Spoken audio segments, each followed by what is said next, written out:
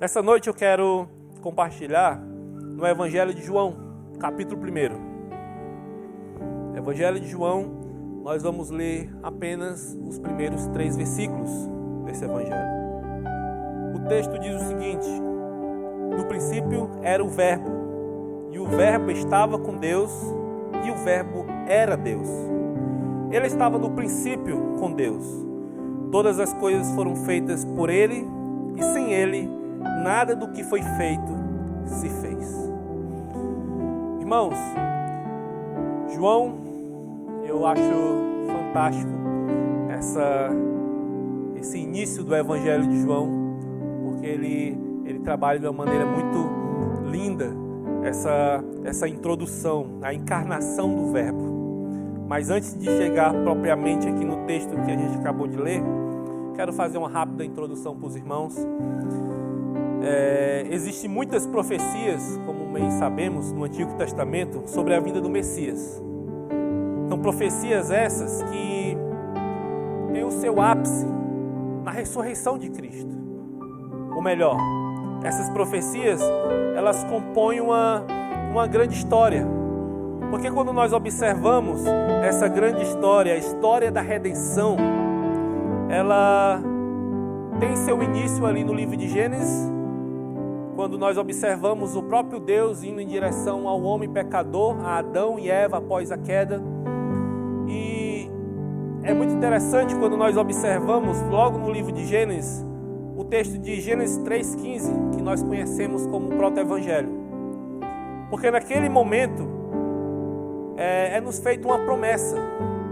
E essa promessa diz o seguinte: porém inimizade entre você e a mulher, e entre a sua descendência e o descendente dela. E este lhe ferirá a cabeça, e você lhe ferirá o calcanhar. Ou seja, a promessa de um Redentor é feita logo no início de Gênesis. E esse Redentor, hoje nós sabemos muito bem que essa promessa está se referindo diretamente a Cristo, o Senhor. Nós sabemos que esse Redentor, esse Salvador, o Cristo, de fato sofreu. Como o texto fala que a serpente feriria o seu calcanhar, ou seja, ele pisou a cabeça da serpente. Ele é um Cristo vitorioso, mas também ele foi um Cristo sofredor. Ele sofreu nesse processo. E quando nós olhamos para todo o Antigo Testamento, é muito empolgante, é muito interessante os momentos onde Deus ele lembra para o povo dessa promessa. Existe um conceito na teologia que se chama tipologias. E tipologia nada mais é momentos específicos no Antigo Testamento onde a obra redentora de Cristo é prefigurada. Por exemplo, o cordeiro que foi morto no lugar de Isaac. É uma referência, é uma lembrança, é um tipo ali direto da obra redentora de Cristo.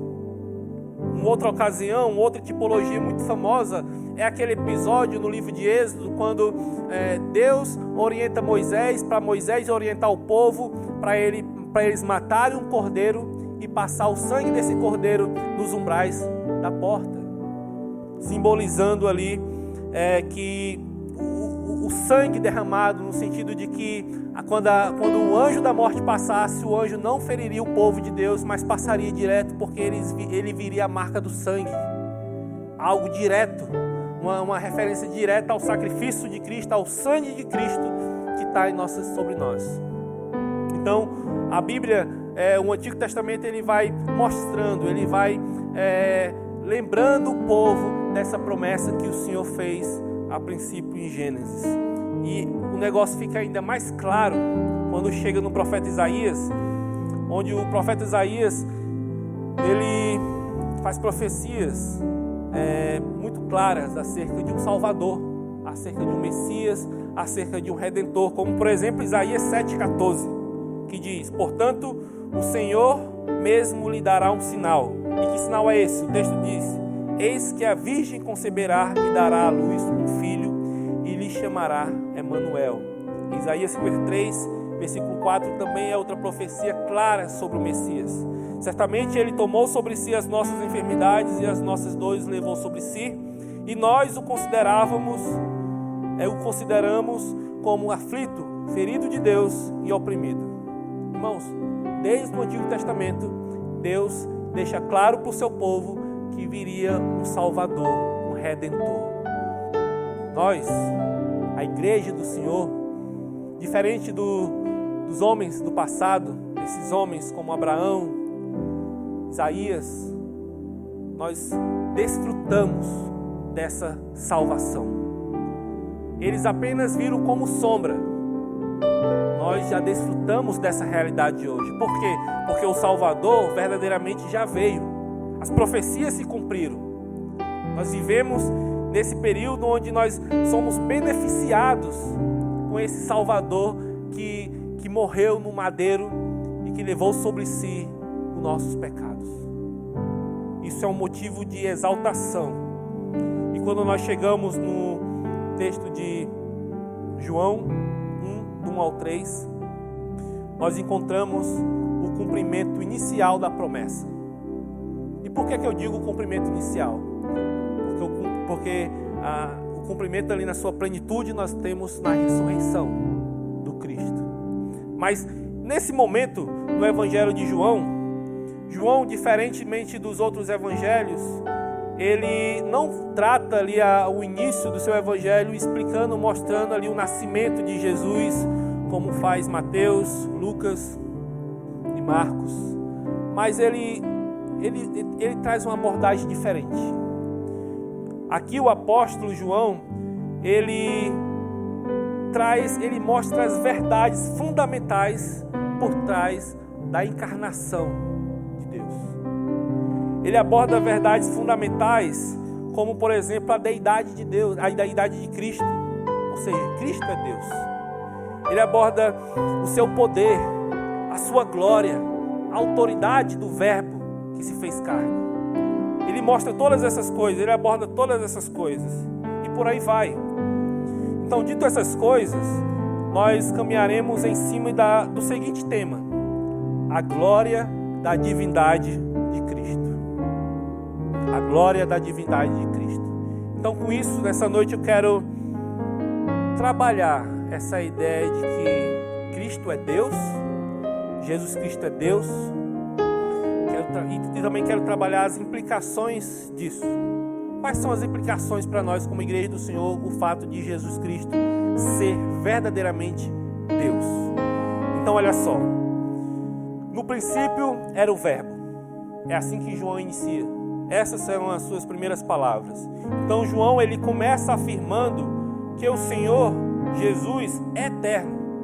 Quando ele fala que no princípio era o Verbo, o que ele está dizendo é que o Verbo sempre existiu. João mostra no seu evangelho que Cristo é eterno. Mostra que Jesus, ele sempre existiu e que se ele sempre existiu, ele é superior aos seres criados. João, ele coloca Cristo em um patamar superior a todo o restante da criação. No capítulo 17, também do evangelho de João, versículo 5, diz o seguinte: agora, ó Pai, isso Jesus falando, e agora, ó Pai, glorifica-me contigo mesmo com a glória que eu tive junto de ti antes que houvesse mundo. Irmãos, o Verbo sempre existiu. No princípio era o Verbo. Ele sempre existiu. Ele é superior às coisas criadas. E isso faz dele verdadeiramente Deus. Com isso podemos afirmar que Cristo é superior, sim. E quando nós pensamos na superioridade de Cristo, nós podemos pensar que Ele é superior a qualquer governo que existe nesse mundo. Imagina, se você conhece um pouco sobre a história da igreja e um pouquinho mais para trás, no Antigo Testamento, nós sabemos que desde o decorrer da história humana, nós sempre tivemos ali grandes impérios, grandes governantes. Imagina, eu penso nesse exato momento como o reinado ali da Babilônia. O rei Nabucodonosor era um rei poderosíssimo. Aquele império gerava medo em todos daquela época, porque era um povo muito poderoso. Cristo é superior ao império da Babilônia, ao governo de Nabucodonosor. Ele é superior a tantos outros que existiram e que existem hoje. Hoje, quando nós pensamos em uma nação poderosa, talvez a nação que vem na sua mente seja os Estados Unidos, a China, Coreia do Norte. São nações poderosas. Rússia. Cristo é superior. Cristo é superior a essas nações. Por quê? Porque Ele sempre existiu. Colossenses 1,18 diz o seguinte: Ele é a cabeça do corpo, que é a igreja. Ele é o princípio, o primogênito dentre os mortos, para ter a primazia em todas as coisas. Ele é o princípio, Ele estava com Deus desde o princípio. O texto continua: e o verbo estava com Deus. O apóstolo nos mostra com clareza que o Senhor Jesus Cristo é uma pessoa distinta de Deus, o Pai. O verbo estava com Deus. Em outras palavras, o verbo estava junto a Deus, face a face com Deus Pai. Com isso, nós facilmente é possível refutar uma heresia chamada unicismo. Por quê? Porque o unicismo, eles não acreditam na Trindade. Claro, a Trindade é um grande mistério.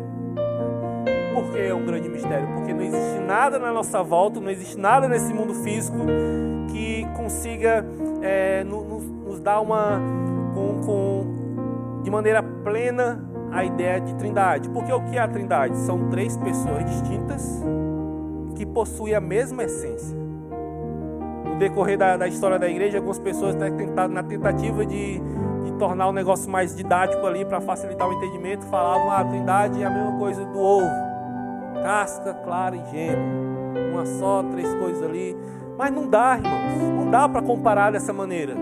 Por quê? Porque não existe nada que seja 3 coisas distintas, mas que possuem a mesma essência. A Trindade possui a mesma essência. São 3 pessoas distintas, mas que possuem a mesma essência. E o texto deixa claro, porque o verbo estava junto a Deus Pai, face a face. E o verbo era Deus. Aqui João afirma que Jesus é Deus de maneira muito clara. Assim como anteriormente ele nos mostrou que Jesus é eterno, pois o verbo era desde o princípio, e logo em seguida o apóstolo nos mostra que Jesus estava ao lado do Pai na eternidade, João também afirma que o verbo é Deus. Dessa forma aprendemos que na divindade não existe somente uma pessoa, mas se são 3. Isso porque obviamente o assunto não é a divindade ali do Espírito Santo, mas nós sabemos muito bem, Pai, Filho e Espírito Santo. Nessa ocasião, podemos perceber que essa distinção do Filho com o Pai, e mesmo que no final das contas acabam tornando ali, sendo Deus na sua essência, mas nós vemos funções diferentes nessa distinção. O Filho não tem o mesmo papel do Pai, mas isso não o torna menos Deus. Ele é Deus, porque ele possui a mesma natureza de Deus Pai. João 10:30 diz o seguinte: eu e o Pai somos um. Eu gosto muito de uma frase de um teólogo chamado J.C. Ryle, quando ele fala o seguinte: desde a eternidade, onde quer que Deus Pai estivesse, ali também estava o Verbo, o Deus Filho, iguais em glória, coeternos em majestade, porém uma só divindade. Esse é um grande mistério. Feliz é aquele que o recebe com a atitude de uma criança, sem tentar explicá-lo. Imagino, talvez nós entenderemos isso na sua plenitude quando nós estivermos na eternidade. Talvez. Porque certamente nós não saberemos de tudo. Porque só quem sabe de tudo é Deus. E lá na eternidade nós não seremos Deus. Bem que os mormons pensam dessa maneira, né? Que todos nós um dia nos tornaremos Deus. Mas não é assim que a palavra de Deus nos ensina. Existem muitas referências no Novo Testamento sobre a deidade de Cristo, de Jesus. Mateus 1:23, que é a mesma referência de Isaías, fala que eis que a virgem conceberá e dará à luz um filho, e ele será chamado pelo nome de Emanuel, que significa o quê? Deus conosco. Deus conosco. Marcos 2:1-12, tem uma história fantástica ali naquela ocasião, que é a cura do paralítico. E naquela ocasião, os religiosos presentes ali naquela cena ficaram assim escandalizados. Como é que pode? Só quem pode perdoar pecados é um, que é Deus. E Jesus, para mostrar que de fato eles estavam certos e que Ele é Deus, além de perdoar os pecados daquele homem, ainda disse: levante-se e ande. E assim aconteceu. João 20, 28 também tem outro texto incrível, que é quando Tomé, depois de ver Jesus ressuscitado, tocar nas suas mãos e no lado, Tomé, ele branda e alta voz dizendo: Senhor meu e Deus meu. Vou citar só mais um, Filipenses 2,6, que mesmo existindo na forma de Deus, não considerou o ser igual a Deus algo que deveria ser retido a qualquer custo. Irmãos, esse Cristo que nós adoramos, em nenhum momento pode existir essa dúvida no nosso coração. Cristo é verdadeiramente Deus. Verdadeiramente Deus. Todas as coisas foram feitas por Ele, e sem Ele nada do que foi feito se fez. O Filho é Senhor e Criador. Salmos 148, versículo 5 diz: Louvem o nome do Senhor, pois Ele deu uma ordem e foram criados. Todas as coisas foram criadas por meio dele. Com todas essas coisas, nós podemos afirmar verdadeiramente que Jesus Cristo é Deus. Ele é eterno, Ele não foi criado, Ele sempre existiu como Deus, Criador e sustentador de todas as coisas, e sem dúvidas podemos declarar que Ele é todo-poderoso. Mas com isso nós temos algumas implicações nessa noite. Do que adianta apenas saber e alimentar o nosso intelecto, ficar na teoria? Saber o fato de Jesus é Deus é importantíssimo, mas a Bíblia, eu tenho aprendido que a Bíblia é como se fosse um roteiro para nós.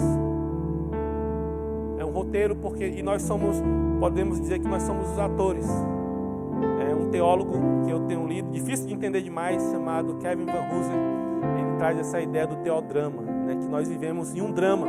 E de fato, a Bíblia nos conta uma grande história, como eu acabei de mostrar, que tem seu ápice na redenção, na ressurreição do Cristo.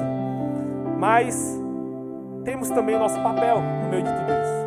Então, quais são as implicações dessa verdade de saber que Cristo é Deus, que Jesus é Deus? Então, quero destacar nessa noite 4 implicações. Jesus é Deus, por isso, seu sacrifício foi perfeito. Uma implicação direta para nós nessa noite é saber que o fato de Jesus Cristo ser Deus, o seu sacrifício foi perfeito. Não existe outro meio de salvação. Não existe uma outra maneira de você ter seus pecados perdoados. Não existe. Não tem para onde correr. Somente Cristo, somente o sacrifício do Deus encarnado é suficiente.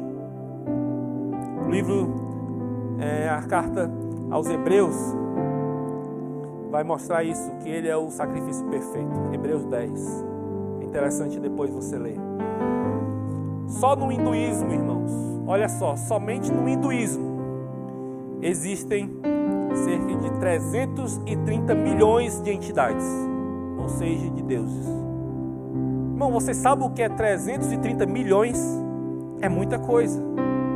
Isso sem contar as demais religiões que seguem, que adoram outros deuses. Em um mar de deuses, só existe um. Em um mar de falsos deuses, só existe um capaz de lhe oferecer a salvação, através da redenção. É Cristo o Senhor. E a dinâmica dessas religiões é a mesma. O homem tentando se conectar com o divino. Porém, o que a Bíblia nos ensina é que não é assim. O próprio Deus se encarnou e veio ao nosso encontro. As falsas religiões professam sempre uma iniciativa do homem de se conectar com Deus. Mas bem nós sabemos que Deus veio até nós. E é Ele que veio ao nosso encontro e assim converteu o nosso coração.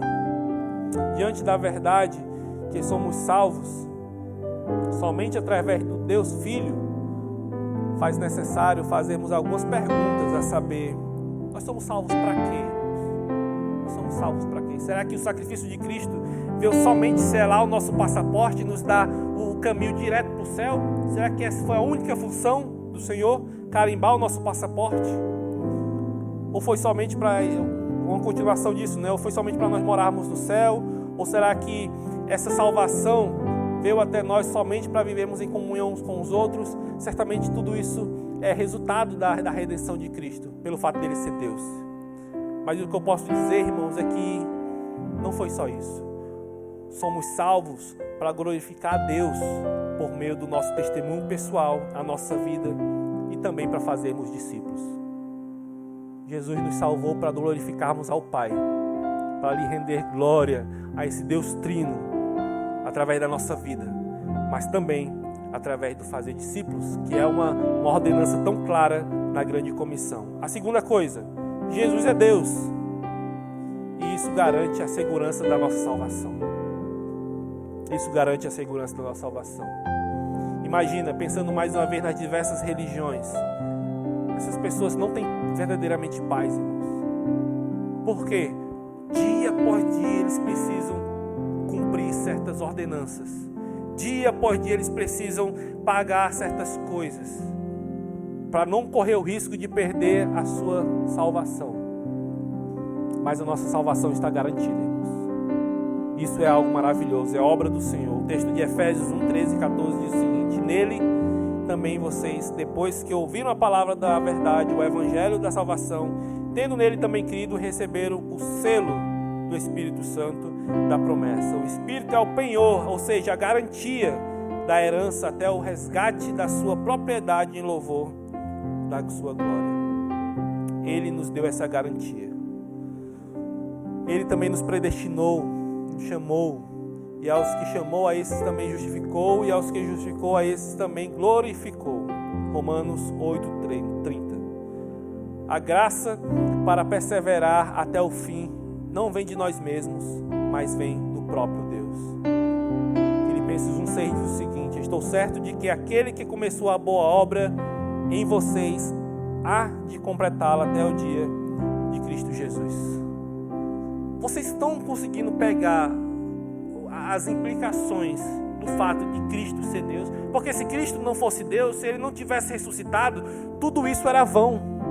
Não fazia o menor sentido nós estarmos aqui com essa expectativa de um dia herdarmos o reino dos céus na sua plenitude.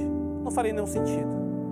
Mas pelo fato dele ser Deus, isso faz total sentido, irmãos. Terceira coisa, olha só.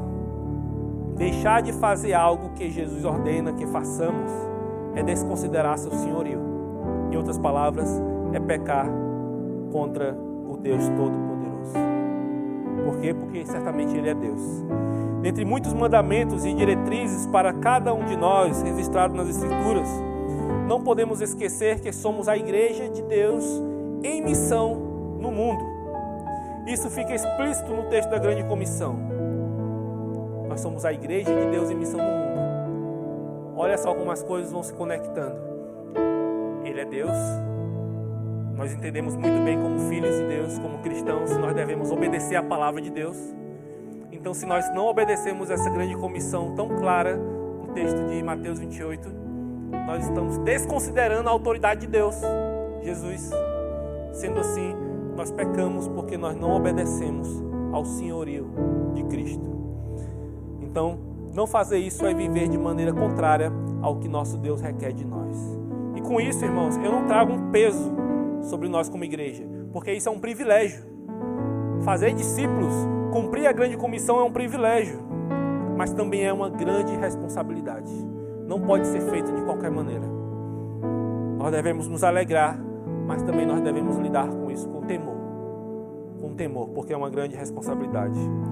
E por último, Jesus é Deus. Dessa maneira podemos viver livres das ansiedades dessa vida, pois Ele está conosco em todo o tempo.